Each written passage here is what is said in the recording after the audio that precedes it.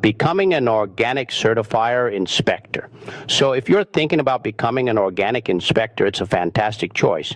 It is one of those rare boots on the ground careers where you actually get to see the impact of your work on the environment and the food supply chain. You aren't just sitting in an office. One day you're walking through a high-tech organic greenhouse in the city, and the next you're in a remote pasture checking the living conditions of a dairy herd. But how do you actually get there? It's not like you can just apply for a job and start tomorrow. There's a specific pathway of training, experience, and rigorous certification you need to follow. Since it's 2026, the industry has become even more streamlined, but also more technical.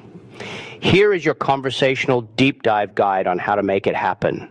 The core of the job. What are you actually doing? Before we talk about the how, now let's talk about the what. An organic inspector is essentially an auditor. You aren't there to tell the farmer how to farm. In fact, providing advice is strictly against the rules of the National Organic Program, NOP. You are there to verify that what they say they are doing in their organic system plan, OSP, is actually what's happening in the field or the factory. A typical day involves 3 main stages. The tour. You walk the perimeter, check the buffer zones to ensure the neighbor's non-organic spray isn't drifting over, and look at the health of the crops or animals. The record review. This is the heavy lifting. You'll sit down at a kitchen table or in a plant manager's office and look at every seed invoice, every fertilizer receipt, and every harvest log. The audit. You perform mass balance audits. Did they sell more than they grew? And traceability audits. Can you trace this bag of flour back to the specific field and date it was harvested? It's part detective work, part agricultural science, and part high-stakes paperwork. Step 1, the foundation, education and experience.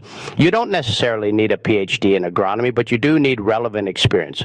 In the world of organic inspection, the magic number is 2,000 hours. The USDA and various accrediting bodies generally want to see that you have at least 1 year of full-time equivalent work in a field related to what you want to inspect. For crop inspectors, this could be working on a farm, serving as a crop consultant, or having a degree in agricultural science.